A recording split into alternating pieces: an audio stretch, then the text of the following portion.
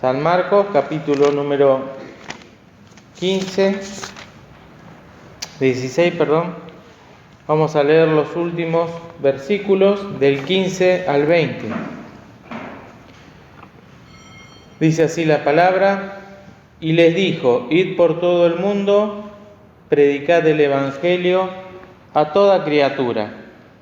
El que creyere y fuere bautizado será salvo, mas el que no creyere será condenado.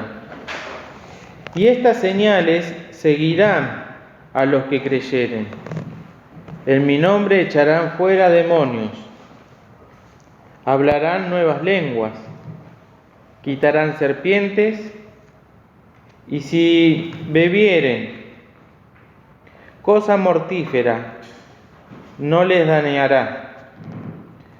Sobre los enfermos pondrán sus manos y sanarán. Y el Señor, después que les habló, fue recibido arriba en el cielo y sentóse a la diestra de Dios. Y ellos, saliendo, predicaron en todas partes, obrando con ellos el Señor y confirmando la palabra con las señales que se seguían. Y el otro día, cuando estaba meditando, me había llamado la atención este versículo número 18, cuando dice: si bebieren cosa mortífera no les dañará. Y había quedado en mi mente, evidentemente, porque esta mañana, cuando me levanté, lo primero que pensé: si bebieren cosa mortífera no les dañará.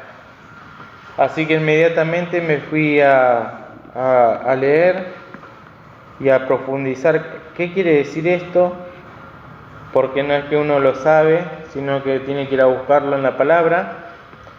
Y me encontré con muchas riquezas. Una es, si ensamblamos con el pensamiento del domingo, de Romanos capítulo 10, del versículo número 10 en adelante, que teníamos esa seguidilla de preguntas. El fin era que una persona pueda invocar y ser salvo. Y acá tenemos lo que continúa después de ser salvo, de creer, porque dice el versículo número 17, si continuamos con el contexto, dice: el que creyere y fuere bautizado será salvo. Ahí nos quedamos en Romanos. Mas el que no creyere será condenado. Esa es otra cosa. Y estas señales seguirán a los que creyeren. O sea que después de creer, después de invocar, de ser salvo, de recibir a Cristo en el corazón, hay señales que han de seguir manifestándose. Así como también nos referíamos a las señales que pedían esa generación mala y adulterina, que demandaba señal, es precioso pensar que ahora el Hijo de Dios tiene que tener señales. No señales, como siempre decimos, de carácter sobrenatural, aunque Dios todos los días hace milagros para nosotros, a cada instante, su protección, su amor, su misericordia, sino pensar en qué es lo que hemos aprendido y cuáles son las cosas que se pueden traducir como señales en nuestra vida, ¿no? Los apóstoles sí que pudieron hacer estas señales en el nombre del Señor, pero también al respecto nosotros podemos también encuadrar cada una de estas 5 cosas, que la primera de ellas, echarán fuera demonios; la segunda, hablarán nuevas lenguas; tercero, quitarán serpientes; cuarto, si bebieren cosa mortífera no les dañará; y quinto, sobre los enfermos pondrán sus manos y los sanarán. Esas son las señales que les tocaba a ellos, con el Señor presente, que dijo: toda potestad me es dada en el cielo y en la tierra. Todo ese poder, el poder de la resurrección, la virtud, les era concedida a los hijos de Dios, a los que creían. Y en mi nombre echarán fuera demonios. Bueno, recordé lo que nos dice Timoteo, que el Espíritu dice manifiestamente que en los venideros tiempos algunos apostatarán de la fe, escuchando espíritus de error y doctrinas de demonios. No necesariamente se quiere decir aquí que ha de entrar un demonio en una persona, sino la doctrina, el espíritu de error y la doctrina del demonio, que es cuál va a ser, totalmente apartada de la sana doctrina. Por eso, en este sentido lo tomé de poder echar y todo lo que significa esta palabrita, ¿no? En mi nombre echarán fuera demonios, echar fuera doctrinas de demonios, que esas doctrinas traen una fe, se respalda con 2 o 3 seguidores y después se hace masivo y después se forma una religión, como tantas de las que hay, verdaderas doctrinas de demonios, que nosotros también tenemos que aprender a echar de nuestra vida, de nuestra familia, de nuestra casa, de nuestro hogar, echar y tratar de libertar a los que están también cautivos en eso. Brevemente, ¿verdad? Hablamos de este puntito. Otro, hablarán nuevas lenguas. Y bueno, cuando el Señor pone en nosotros canción nueva, cuando pone un nuevo cántico, cuando pone el hecho de que destraba nuestra lengua para que podamos hablar sus cosas, que son palabras de Dios, cosas que antes ignorábamos o no teníamos el coraje de hacerlo, podemos hablar algo nuevo con gente que nunca escuchó y pensaba al respecto, creí, por tanto, hablé.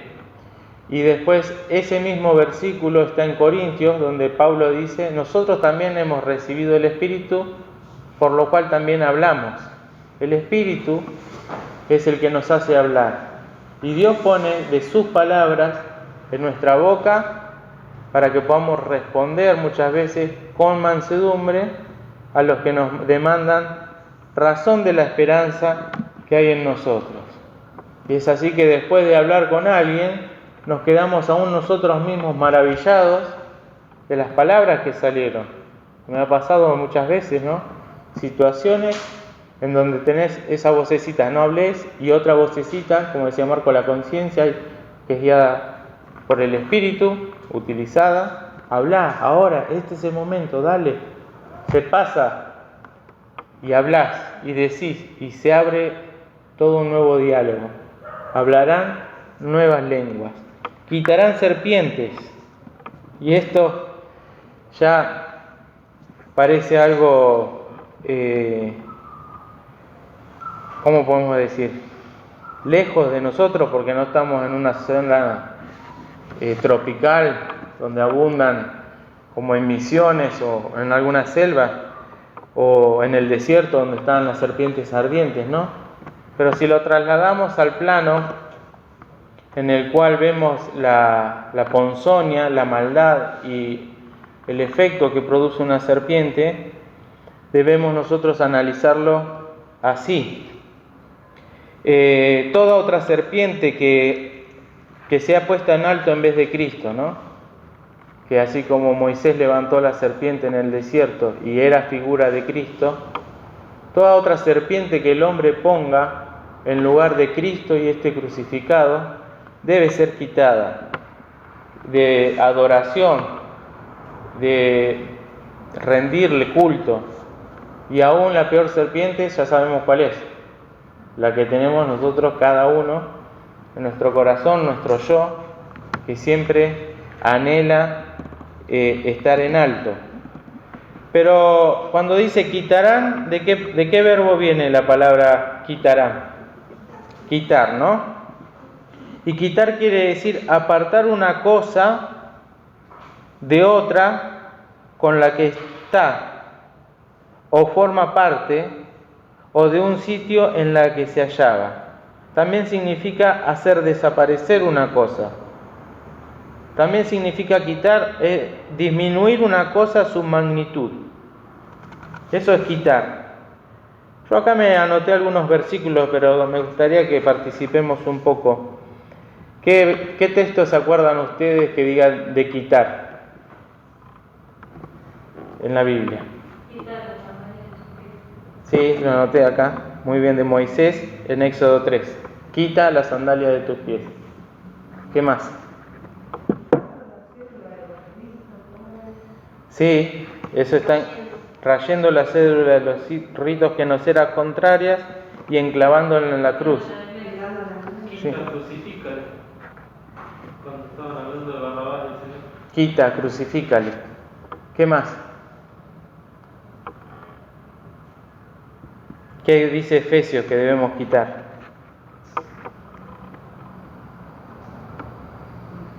Amargura, enojo, ira, voces, maledicencia y toda malicia sea quitada de vosotros. Ahí tenemos la serpiente, que decíamos, ¿dónde la vamos a encontrar acá si vivimos en Temperley, en el cemento? Hay que remover alguna piedra grande para que salga alguna. Pero miren acá, ¿no? Las cosas que deben ser quitadas. Serpientes que pueden ser amarguras, enojo, ira, voces, maledicencia y toda malicia sea quitada. Y al respecto pensaba, qué trabajo, ¿no? Porque estas son señales que seguirán a los que creyeron. Señales que seguirán a los que recibieron a Cristo en el corazón. Y esas son cosas que por ahí decimos, la vida cristiana es aburrida, la vida cristiana no tiene fruto, no se ve. Bueno, pero si empezamos a ver, tenemos mucho por trabajar, porque son señales que seguirán a los que creyeron. Y dijimos, echarán demonios, ya explicamos un poquito, nuevas lenguas, lo que el Señor por su Espíritu nos guía. Quitarán serpientes, bueno, todo lo que ocupa el lugar de Cristo y también todo lo que puede estar adentro nuestro que debe ser quitado. Hay un proverbio que dice, quita las escorias de plata y saldrá vaso al fundidor. Y en Corintios habíamos estudiado también, quitad al tal del medio de vosotros, ¿no? Al que había hecho un pecado en la iglesia de Corintios. O sea que siempre nos da la misma enseñanza de separar, de dejar de lado, de hacer desaparecer, de sacarle, quitarle o disminuir la magnitud a algo. Entonces, si hacemos disminuir y hacemos quitar esto, se va a poder manifestar lo que Dios desea de nosotros, ¿no? Porque la amargura, la ira, el enojo, las voces, la maledicencia pueden tener una gran ocupación, una gran magnitud en nosotros y no nos damos cuenta, y debe ser disminuida, debe ser quitada. Y qué lindo, ¿no? Que puede ser que una persona que era así, ahora, porque el Señor obró, es de otra forma totalmente distinta. Y dice luego, y si bebiereis cosa mortífera, no les dañará. Bueno, ¿qué quiere decir beber? Es tomar algo, ¿no? Se sirve, una cosa mortífera es algo que te mata, lo tomás y tenés los minutos contados de vida. Pero acá la promesa que el Señor hace, no les dañará. Y realmente pensé en dos versículos. El primero está en San Juan, capítulo 10, del versículo muy conocido, pero que nos tiene que hacer pensar un poco en lo grande que es para nosotros la salvación que Cristo nos ofrece. San Juan 10, 27 a 30 dice: mis ovejas oyen mi voz, y yo las conozco y me siguen, y yo les doy vida eterna, y no perecerán para siempre, ni nadie las arrebatará de mi mano. Mi Padre que me las dio, mayor que todos es, y nadie las puede arrebatar de la mano de mi Padre. Esto que tenemos nosotros, este privilegio, es que estamos en la mano del Señor y nadie nos puede arrebatar de su mano ni de la mano del Padre. ¿Por qué? Y aunque bebamos o pase algo de beber algo mortífero, no nos va a dañar espiritualmente ni nos va a condenar. Vamos a tener la vida eterna. Y la seguridad del cristiano, ¿no? De no perder la salvación. El Señor también enseñaba que no temáis a los que matan el cuerpo. Yo les voy a enseñar a quién deben temer. Al que puede echar el alma y el espíritu en el infierno, ¿verdad? Que es Dios. Entonces vemos cómo nuestro Padre Celestial, mayor que todos es, y nadie las puede arrebatar de mi mano. Y vamos a leer también en Apocalipsis capítulo 2, versículo 11.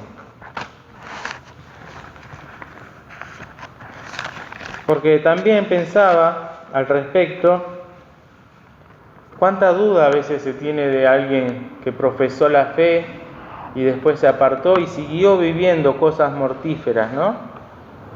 Y cuánto daño le produjo moral, física y espiritualmente. Alejarse de la casa del Señor, perseverar en pecado. Y uno cuando parte de este mundo no sabe con certeza si es un hijo de Dios. Pero eso ya lo tenemos que dejar en las manos del Señor y saber que si realmente fue genuina su experiencia, nada lo va a poder dañar en aquel día cuando parta de este mundo porque depositó su fe en Cristo. Por ejemplo, el hombre que estaba colgado al lado del Señor, el Señor le dijo, hoy estarás conmigo en el paraíso. Y en Apocalipsis 2:11 dice, el que tiene oído, oiga lo que el Espíritu dice a las iglesias. El que venciere, pensaba en la fe recibiendo a Cristo, no recibirá daño de la muerte segunda. Ahí tenemos el daño, ¿ven? No será dañado, no recibirá daño de la muerte segunda, que es la muerte espiritual, que es la eterna condenación, alejado de Dios y arrojado junto con los demonios, el diablo, el infierno, al lago de azufre y de fuego en el infierno. Y Apocalipsis 26 nos dice,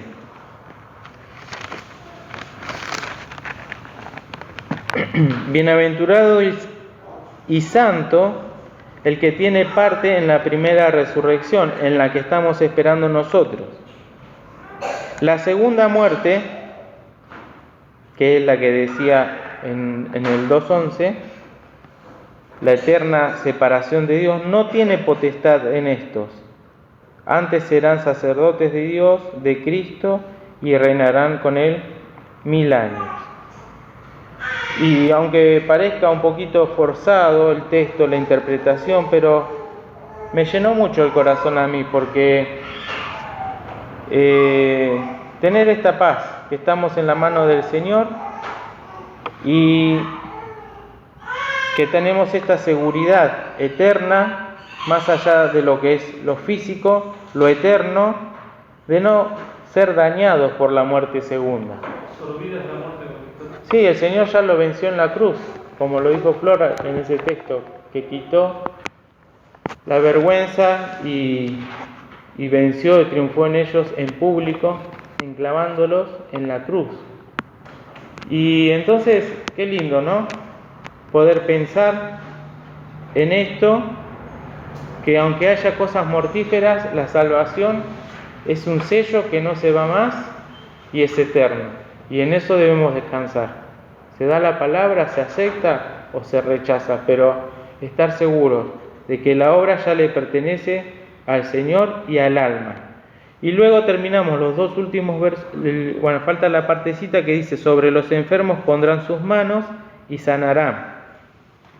Ya hay indicaciones en el Nuevo Testamento, en Santiago, de cómo se debe proseguir con los enfermos en la iglesia. Cierto que en cada una de estas cosas también las religiones actuales lucran, ¿no?, en todo esto, y buscando discípulos para llevar tras sí. Y en Santiago dice que vengan los ancianos, que lo unjan, que oren, si estuviera en pecado le van a ser perdonados, si el Señor lo permite va a ser levantado. También no hay que perder la fe en este sentido, porque el Señor es el que obra. El versículo 19, y el Señor, después que les habló esto, ¿cómo les habrá quedado, no? Y también pensaba, cuando en no sé qué profeta decía que cuando pasares por el fuego no te quemarás, y cuando pasares por esto, cosas imposibles, pero son promesas.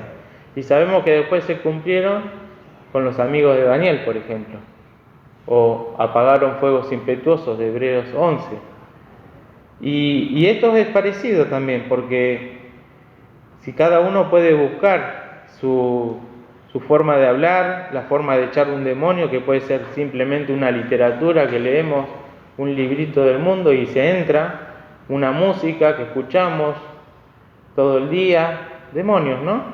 Cosas que atentan contra la palabra, porque muchas veces abiertamente hablan de encarnación, hablan de cosas de este mundo y se nos pueden introducir. Y después las serpientes que están en nosotros, las cosas mortíferas y los enfermos. Todo el Señor lo puede hablar, solucionar, y si no lo permite así, bueno, está con nosotros. El Señor, después que les habló, fue recibido arriba en el cielo y sentóse a la diestra de Dios. Qué sintético que es el libro de Marcos, ¿no? Siempre leemos Mateo, leemos Lucas, pero acá en un versículo solo ya cuenta todo lo que sucedió en Hechos capítulo 1, que fue recibido en una nube y fue llevado al cielo. Y el versículo 20 es aquello que también me impactó. Y ellos, después de oír estas cosas, salieron de estar ahí escuchando y predicaron en todas partes. Ahí empezaron a obedecer, ir por todo el mundo y predicar el Evangelio. Como el Evangelio también se amolda a las circunstancias de cada corazón para que se pueda recibir, para que se pueda hablar, de formas que solamente el Señor conoce. Una señora en un geriátrico, una vez hablando, me dice: vos me predicaste así, y me manda una foto de un tronquito que había pintado Elena, o de una maderita, y eso ella lo tenía en la heladera. Entonces, ¿cómo tiene sus formas el Señor, no? Una maderita que Elena pintó, me la dio a mí para que reparta, yo repartí, y eso ya está en la heladera de una casa, y eso lo ve mucha gente. Y cómo tiene el Señor sus métodos y sus formas. Y las formas de predicar no es simplemente acá adelante o atrás de ese púlpito, en la escuela, con los compañeros, en el trabajo. Obrando con ellos el Señor, ¿no? Sabiendo esto, que está el Señor en esta obra, y debemos nosotros ahora en la oración pasar a orar por todo lo que se nos ha encomendado en este lugar, que es mucha la labor, que se nos puede llegar a ser monótona o nos podemos llegar a acostumbrar, pero cuando podemos mirar un poco más, nos vamos a quedar asombrados, y ese asombro nos debe producir ir por más, porque termina diciendo, confirmando la palabra con las señales que se seguían. O sea, siguen estas señales, y cada uno debe procurar ver qué señales se está dando, ¿no? Cuando Florencia tiene que estudiar para rendir examen de conducir, tiene una ¿cómo se dice? ¿Dónde están todas las señales? Un folleto con todas las señales de tránsito que hay, hasta para caballos o para escuelas, las más conocidas, un montón de lomadas de burro, y uno las ve. La bicisenda ahora que pusieron acá por Loma, lleno de señales. Bueno, y mis señales como cristiano, ¿cuáles son? ¿Son señales espirituales o son señales o manifestaciones de la carne? Porque también está eso, ¿no? La manifestación que pueda llegar yo a dar, pero confirmando la palabra con las señales que se seguían, no buscando solamente la señal, sino confirmando la palabra que leemos con la señal. Va intrincado y va unido. No hacer una obra sin la palabra, sino confirmando la palabra con las señales que seguían. Bueno, queridos, vamos ahora a orar, a pasar a la oración. Somos el número, yo lo voy a contar.